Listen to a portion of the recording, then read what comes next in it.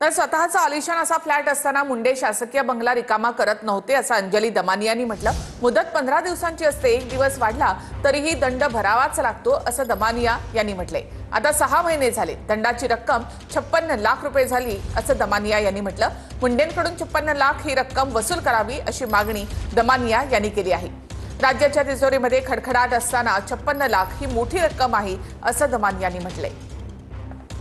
स्वतःचा फ्लॅट असताना आणि तो पण आलिशान फ्लॅट असताना धनंजय मुंडे त्यांचा शासकीय बंगला खाली करत नव्हते आणि खरं तर मुदत 15 दिवसाची असते। 15च्या 1 दिवस पण जास्त वाढ झाली तर त्यांना दंड भरावा लागतो आणि आत्ताच्या घटकेला 6 महिने पूर्ण झालेत। दंडाची रक्कम जवळजवळ 56 लाख रुपये आणि महाराष्ट्र शासनाच्या तिजोरीत खडखडाट असताना 56 लाख रुपये फार मोठी रक्कम आहे। तर आता ते खाली करणारे ते ऐकून बरं वाटलं, पण त्यांच्याकडनं हे 56 लाख रुपये वसूल झाले पाहिजेत आणि कुठचीही सूट त्यांना मुख्यमंत्र्यांनी देता कामा नये।